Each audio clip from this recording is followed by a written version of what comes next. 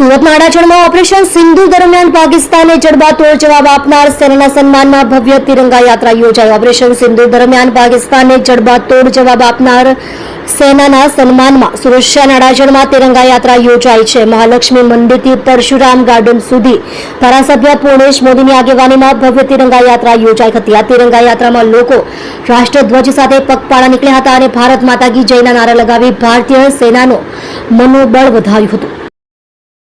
બાદની ત્રિરંગા યાત્રા સંદર્ભમાં આપની શું પ્રતિક્રિયા છે? આજે મુખ્યત્વે સમગ્ર ભારત દેશ દરેક નાગરિકો દેશભક્તિનો પરિચય આપી રહ્યા છે।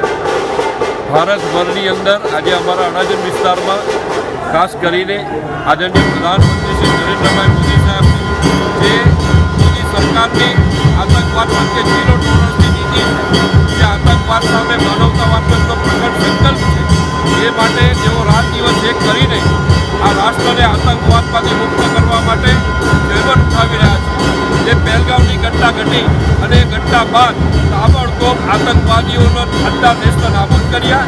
100થી વધુ આતંકવાદીઓને મિટ્ટીમાં મિલાવીને એમણે રાષ્ટ્રહિતનું કામ કર્યું છે। એટલે આ કામ કરવા માટે જે આપણું સૈન્ય જે છે, એરફોર્સ છે, નેવી છે, બીએસએફ છે, આપણું આર્મી છે અને આપણી ઇન્ડિયન એરફોર્સ છે, આ બધા લોકો જે પોતાનું શૌર્ય પરાક્રમ સાહસ બતાવ્યું છે, તો નાગરિકો પણ આ સાહસને બિરદાવે, નાગરિકો પણ એને સેલ્યુટ કરે। નાગરિકો આજે આખા ભારતના સૈનિકોની સાથે ઊભા છે એ પ્રતિનિધિ કરાવવા માટે અડાજણ વિસ્તારમાંથી આજે તિરંગા યાત્રા આપણે કાઢી રહ્યા છીએ।